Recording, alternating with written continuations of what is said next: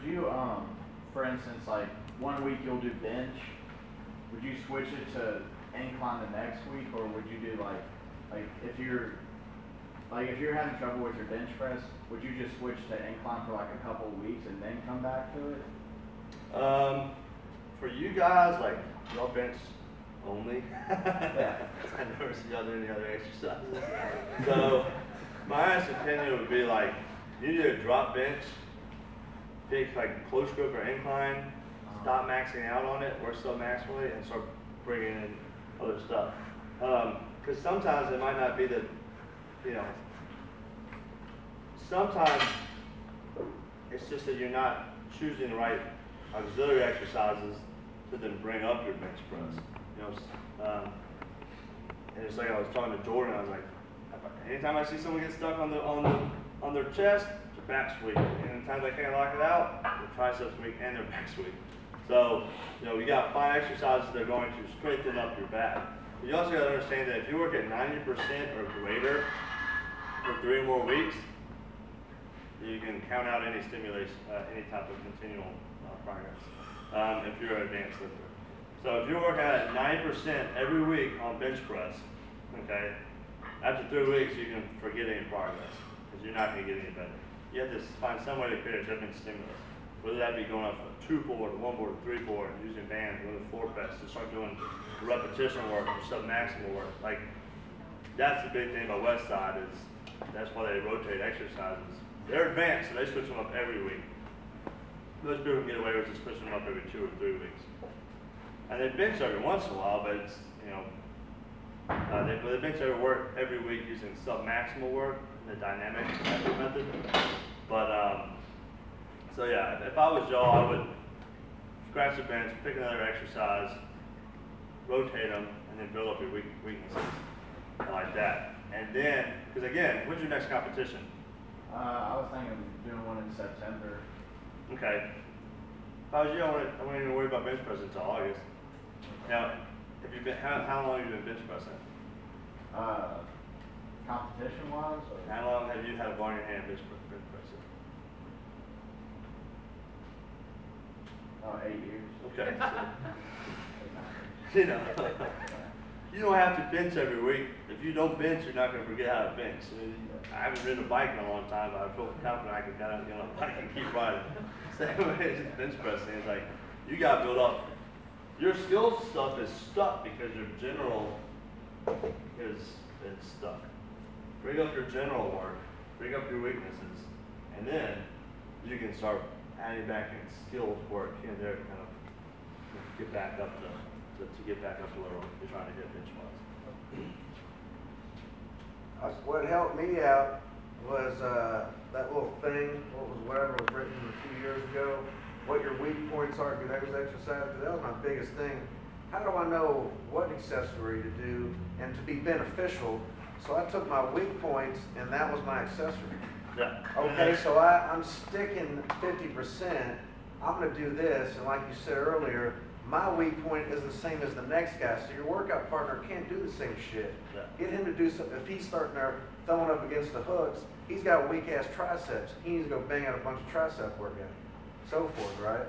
Yeah, I mean, it's pretty simple. Like make your weaknesses strong points and build. Mine's pull-ups. The trick is to be able to analyze your training and say, this is my weak point. And that's the thing most people can't do is they can't go. This is where I'm going to stuck. This is where I need to work out. So, and that's what makes having quality training partners who know what they're doing, and being in the game long enough, and that's honestly being in this place and having someone who can probably sit there and kind of like, you know, if you're squatting and you're going just like down, you're coming up, someone going, you need to train within your hips are weak, do these exercises. Now, like I said, what might happen is if you fall out of that, you got weak lats. Well, I'm just saying for it. But like, Jim might have weak lats and you might have weak lats, but y'all might have 2 different exercises that help bring them up. You know, so, and that's the way, you know, that's kind of the art of training is kind of like learning what works for you, you know, and kind of learning, Okay, and that's why it's important to write your shit down. Because you sit there and go, if I can sit there and go, my bench press was stuck at 370. I started doing board work. Bench press was still at 370. I started doing pull-ups. Bench press went up to 390. I kept doing pull-ups. Bench press stuck at 390. I started doing support rows. Then I hit a bigger lift. Ooh, all right. You know, you can sit there and say like, this is how I made progress doing it. Doing it like that. But if you don't do that, you're just like, all right, yeah, I'm gonna come in here and my bench today. And I really hate doing back work, so do some shoulders, triceps. Unbalance myself some more, and your bench was stuck. You know. So there's the art of training is learning what your weaknesses are, how to develop them to make them strengths so that they can carry over to your major growths. That's why I'm such a powerhouse of pull-ups now. Yeah. 10 I'll play this powerhouse. 12. The other thing is this, is like being honest with yourself and saying like, I'm not advanced. Everyone wants to be advanced. You know, it's going like, I'm not advanced. I don't need to use all these advanced methods. And I'll be the first person to say, I've been there, done that, and I've been retarded enough to have friends and clients do that and go like, yeah, jump on the left side. It's a great program, and you can do it for intermediate athletes, but you don't need to use bands, chains. You don't need to rotate the exercises all the time. You know, you can use the same periodization scheme without doing the advanced methods. That makes sense? So, you know, then there comes like if your training partner is getting a shitload out of doing something and you're not, it's not that there's anything wrong with you, it's just you're different than they are, and they're different from you. Like I said, your body can only handle so much stimulus, so you don't need to necessarily induce the greatest amount of stimulus, you just got to induce the optimal amount of stimulus. Yeah, I mean, like, that's, be honest with yourself about where your training levels are and where to go from there. I love Sam. I don't take a lot of advice from Sam because he's a lot more elite level lifter than I am, and I'm not to the point where I need to, where his methods work for me. You know what I mean? His methods work for him, hell yeah, right? His methods might not work for me. Not intercourses. Can everyone go home right now and write a program for themselves within any one of these matters and feel confident in it? That's the homework. Huh? That's the homework. Homework? Yeah, go study, man. That's the name of the game, is learning.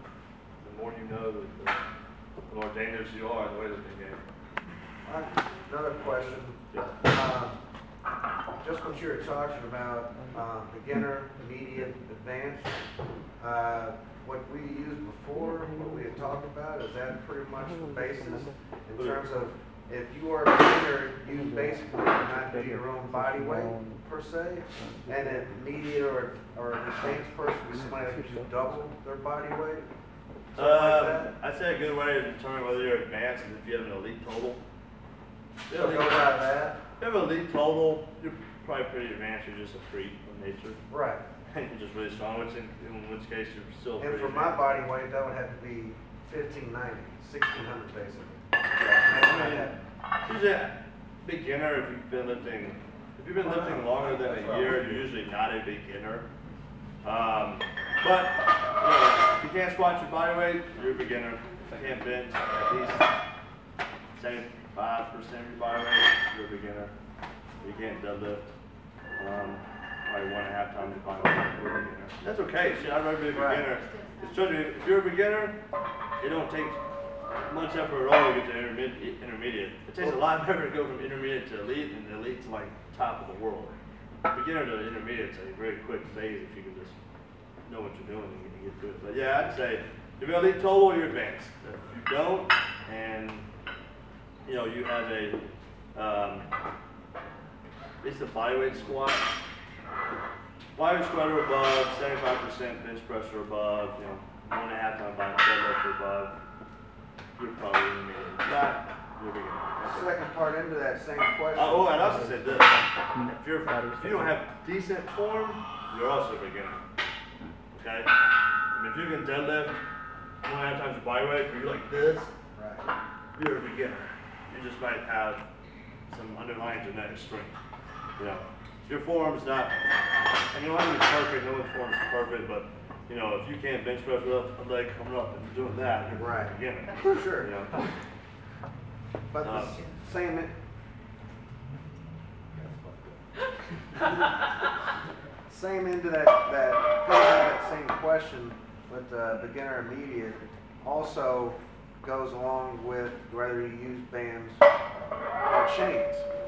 You only allow pretty much intermediate to above. No beginner should use bands or chains is what we kind of went by initially, right? Yeah, I don't like beginners or beginning intermediates that use bands or chains, because a lot of times they're still just trying to coordinate stuff. Sure. Definitely don't ever use it on a beginner.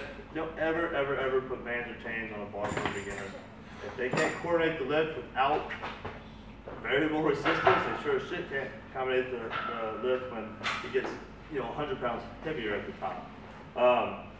Because it takes away from form. Yeah, it's hard to coordinate. They can't do it.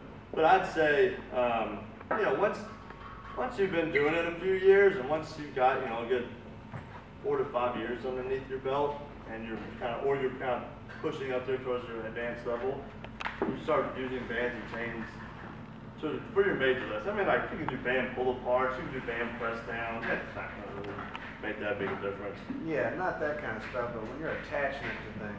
Definitely don't use like 300 pounds of band tension for your speed stuff, which I see that people go, oh, it's stuck in their, you know, they just can't fight up because they haven't developed that explosive nature. And yeah, you'd be better off just using like box jumps and stuff to build up explosiveness. All right, more questions? No? All right, dudes, if you got any questions, which you should eventually start developing some as you start to think about it more, email me, call me, or just ask me here, all right? All right, dudes, peace.